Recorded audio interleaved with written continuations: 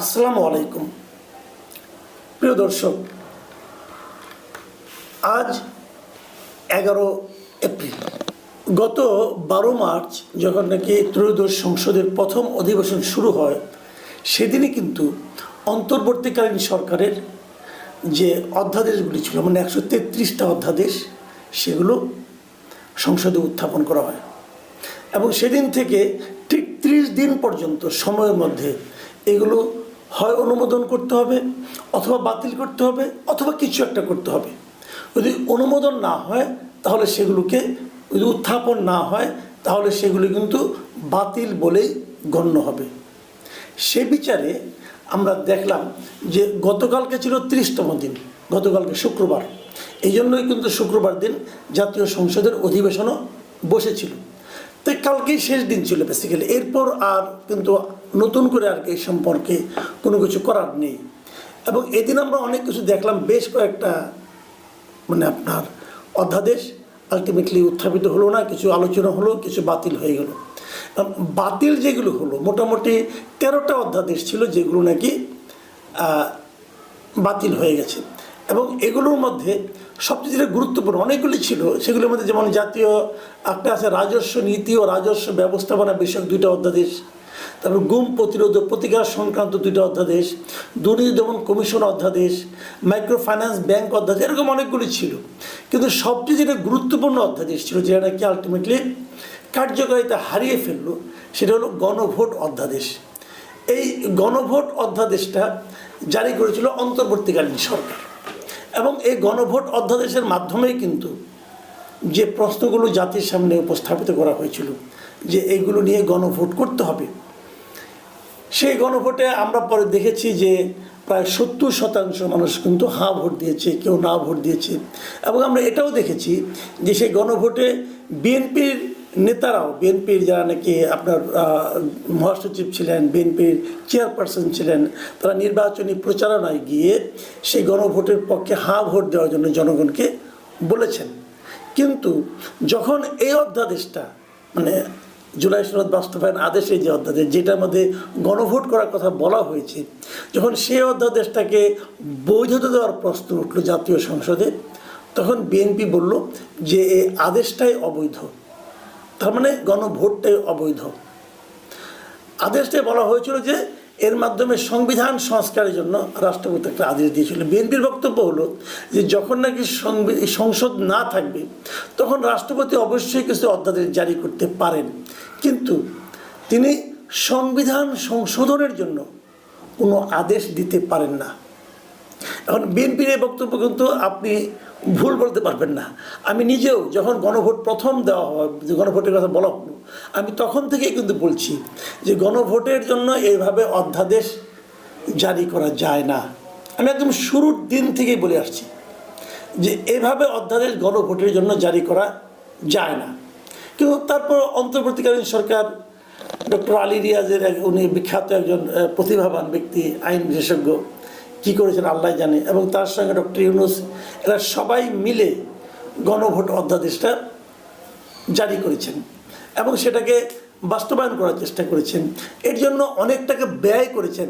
কত টাকা ব্যয় করেছেন নিশ্চয়ই আপনাদের খেয়াল আছে।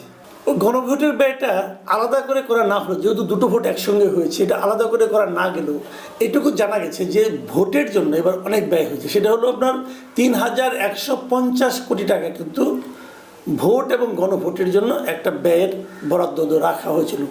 এবং এই টাকাটা ভোটের জন্য যে ব্যয়, গণভোটের জন্য প্রায় একই ব্যয়। আপনি এটা আধা আধি ধরতে পারেন। যদি আধা আধি ধরেন, তারপরে প্রায় 1500 কোটি টাকা ব্যয় হয়েছে এই গণভোটে। কেবল এটুকুই শেষ নয়, কিন্তু তারপরে এই গণভোটের জন্য প্রচারণা চালানোর জন্য বিভিন্ন মন্ত্রণালয়কে বরাদ্দ দেওয়া হয়েছিল 140 কোটি টাকা, যে এই টাকা দিয়ে তোমরা গণভোটের পক্ষে প্রচারণা চালাবা। সেই প্রচারণা আমরা দেখেছি। সেই প্রচারণা হলো তারা সবাই মাঠে নেমেছিল যে গণভোটের পক্ষে হ্যাঁ ভোট দেওয়ার জন্য। কেবল এখানেই শেষ না, বিভিন্ন ব্যাংকে, বিভিন্ন বেসরকারি প্রতিষ্ঠানে, বিভিন্ন আধা সরকারি স্বায়ত্তশাসিত প্রতিষ্ঠানকে বাধ্য করা হয়েছিল যে গণভোটের পক্ষে হ্যাঁ ভোটের জন্য ভোট দেওয়ার জন্য। পরবর্তী সময়ে দেখা গেছে যে এই কোনো সরকারি কর্মকর্তা হা অথবা না ভোটের জন্য, মানে কোনো ভোটের কোনো কোথায় ভোট দিতে হবে এই সংক্রান্ত কোনো প্রচারণা চালাতে পারবেন না। যদি পারেন সেটা হবে, যদি সেটা করেন তাহলে সেটা হবে দণ্ডনীয় অপরাধ। তাহলে আমরা কী পেলাম, যে একটা অন্যায় কাজ করার জন্য সরকার প্রায় 200 কোটি টাকার মতো ব্যয় করেছে, আর ওদিকে একটা অবৈধ কাজ করার জন্য, মানে যে জিনিসটা নাকি বৈধই না সেটা করার জন্য প্রায় 1,500 কোটি টাকা ব্যয় করেছে। কে করেছে? ইউনূস সরকার করেছে। করাটা কি ঠিক ছিল? তার হচ্ছে বড় কথা, এটা করাটা কি প্রয়োজন ছিল? এখন তো সেটা মানা হচ্ছে না। তারা যেটা করেছে, বিএনপি স্পষ্টতই বলেছে যে আমরা জুলাই সনদ বাস্তবায়ন করব, কিন্তু গণভোটে যেভাবে বলা হয়েছে সেভাবে আমরা করব না, আমরা আমাদের মতো করে করব। অনেকে বলছেন তাহলে 70% ভোট যে গণভোটে দিল, তাহলে জনগণের এই রায়ের কি কোনো মূল্য নাই? আমি আপনাকেই প্রশ্ন করি, যিনি এই অনুষ্ঠান দেখছেন তাকেই প্রশ্ন করি, গণভোটের যে 4টা প্রশ্ন ছিল, আপনি কি ওই প্রশ্নগুলো বুঝে বুঝে ভোট দিয়েছেন? Simple question. আমার জানা মতে, আমার ধারণা মতে এই গণভোটে যারা ভোট দিয়েছেন তাদের মধ্যে মানে 98% বলবো আমি, তারা বুঝেনি নাই তাদের কি ভোট দিতে হবে, কেন হা ভোট দিতে হবে, কেন না ভোট দিতে হবে। কারণ ওখানে 4টা প্রশ্ন ছিল, 4টা প্রশ্নের জন্য একটা উত্তর। এটা আসলে ইম্পসিবল। ডক্টর আলী রিয়াজও এই প্রশ্নের উত্তরে হা অথবা না কেন দিবেন বলতে পারবেন না, ব্যাখ্যা করতে পারবেন না। এখানে অনেকগুলি পরস্পর বিরোধী প্রশ্ন আছে, আপনি কোনটার উত্তর হা দিবেন, কোনটার উত্তর না দিবেন আপনি জানেন না ভাই। তো এরকম একটা কনফিউজিং জিনিস আমাদের উপর চাপিয়ে দেওয়া হয়েছে। এখন যারা বলছেন, মনে করেন জামাত ইসলাম বলছেন, এনসিপি বলছেন যে জনরায় বাস্তবায়ন করতে হবে, কেন গণভোট বাস্তবায়ন করা হবে না, এর মাধ্যমে বিএনপি গাদ্দারি করতেছে। এর মধ্যে আবার দেখলাম যে নাহিদ ইসলাম উনি বিএনপিকে রাবণের সঙ্গে তুলনা করছেন।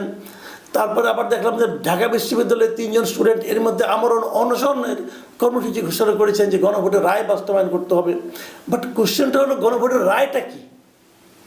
গণভোটের রায়টা হলো জুলাই সনদ বাস্তবায়ন করা, এবং জুলাই সনদ বিএনপি বলছে আমরা বাস্তবায়ন করব, কিন্তু জুলাই সনদ বিএনপি কীভাবে বাস্তবায়ন করবেন সেটা নিয়েও কিন্তু একটা বিস্তর প্রবলেম আছে, বিস্তর একটা সমস্যা আছে। কারণ বিএনপি যেগুলোতে নোট অফ ডিসেন্ট দিয়েছিল, বিএনপি কি সেগুলিকে বাস্তবায়ন করবে? করবে না। আবার যেগুলিতে জামাতে ইসলাম নোট অফ ডিসেন্ট দিয়েছিল সেগুলোকে বিএনপি বাস্তবায়ন করবে? এটা নিয়ে কিন্তু একটা বিরাট একটা বিতর্ক। তো এখন এটাকে কীভাবে আপনি সমাধান করবেন? এবং চট করে যেভাবে জামাত ইসলাম এবং এনসিপি বলছে যে বিএনপি গণবিরোধী আচরণ করছে, সেটাও কতটুকু আসলে আইনসম্মত এটা নিয়েও কিন্তু প্রশ্ন উঠবে। এখন সব মিলিয়ে যে জিনিসটা বলা হচ্ছে যে পিপলস উইল, দেখেন আমি যেটা পার্সোনালি মনে করি যে এভাবে গণভোট করাই ঠিক হয় নাই, এটা প্রথম কথা। কারণ এর মাধ্যমে আপনি যেটাকে পিপলস উইল বলছেন, জনগণের প্রত্যাশা বলছেন, সেটা কতটুকু জনগণের প্রত্যাশা ছিল এটা নিয়ে আমার সন্দেহ আছে। মানুষ তো বোঝে নাই, মানুষ না বুঝে ভোট দিয়েছে, এবং সেরকমভাবে এটা করা হচ্ছে যেন মানুষ না বুঝে। তো এটাকে যে সহজ করা যেত না, যেত। সেরকম করে যদি আপনারা করতেন তাহলে আমরাও এর পক্ষে নামতাম। আবার বিএনপি যেভাবে এই অধ্যাদেশ থেকে এটা বাতিল করে দিল, সেখানেও কিন্তু আমার প্রশ্ন আছে যে এটাকে বাতিল এভাবে করার দরকারটা কি ছিল? আলোচনা করা যেত না? আলোচনা করে তো ব্যবস্থা করা যেত, এই ব্যবস্থাটা আমরা যা যা এখানে আছে সবই আমরা বাস্তবায়ন করব, কিন্তু এভাবে করব না। এটা নিয়ে কি আপনারা বিরোধী দলের সঙ্গে বসতে পারতেন না? না করে কি হচ্ছে, এখন পুরো বিষয়টাকে আপনারা রাজনীতির বিষয় নিয়ে আসলেন। ভাই এটা নিয়ে তো আমরা রাজনীতি চাই না, আমরা এমন একটা সংস্কার চাই যে সংস্কারের মাধ্যমে আমরা আরেকটা স্বৈরাচারী শাসন যেন না কায়েম হয় সেদিকে যেতে পারি। কিন্তু বিএনপি গত কয়েকদিনে যে সমস্ত অধ্যাদেশগুলি গ্রহণ করেছে, যেগুলো বাতিল করেছে, এই সব মিলিয়ে মনে কি হচ্ছে যে বিএনপি একটা দুর্দান্ত গণতান্ত্রিক পদ্ধতি দিকে যাচ্ছে? সেটাও কিন্তু মনে হচ্ছে না। আমি কিন্তু বিএনপির কর্মকাণ্ডে, বিএনপির আচরণে স্বৈরাচারী শাসনের কিছু কিছু নমুনার শুরুটা দেখতে পাচ্ছি। এটা কতদিন চলবে, কীভাবে চলবে আমি জানি না, কিন্তু একটা সরকারের বয়স 2 মাস হয়নি, এখনই যদি তাদের কর্মকাণ্ডের কারণে মানুষ আবার রাস্তায় নেমে আসে। দেখুন একটা কথা আমি বলি, বিরোধী দল বলতে এখন কারা আছে? জামাত আছে, এনসিপি আছে। জামাত তো বিএনপির একসময় পার্টনার ছিল, আওয়ামী লীগ তো নাই মাঠে। তো যেখানে আওয়ামী লীগ নাই, জামাতের মতো একটা দল বিএনপির প্রতিদ্বন্দ্বী হিসেবে আছে, তো তাদের সঙ্গে একটা শান্তিপূর্ণ সহাবস্থানে থেকে এই জুলাই সনদ বাস্তবায়ন করতে বিএনপি কেন পারল না, এটাও আমি বুঝতে পারি না। হয়তো অনেকে বলবেন যে 2 শতাধিক আসন পেয়ে গেছে, নিরঙ্কুশ সংখ্যাগরিষ্ঠতা পেয়ে গেছে, কাজে ক্ষমতার একটু দাপট তো থাকবেই। হ্যাঁ, সেটা অবশ্য কথা ঠিক, কিছুটা ক্ষমতার দাপট অবশ্যই থাকবে, কিন্তু সেই ক্ষমতার দাপট একটা জনপ্রিয় সরকারকেও কোথায় নিয়ে যায়, কোথায় নামিয়ে নিয়ে যায়, সেটা তো আমরা খুব বেশি দিন আগে না, অল্প কিছুদিন আগেও দেখেছি। কাজেই ইতিহাস থেকে সবাই আশা করি শিক্ষা নেবেন, যদিও কেউই নেয় না বলে আমরা ইতিহাসেই দেখি।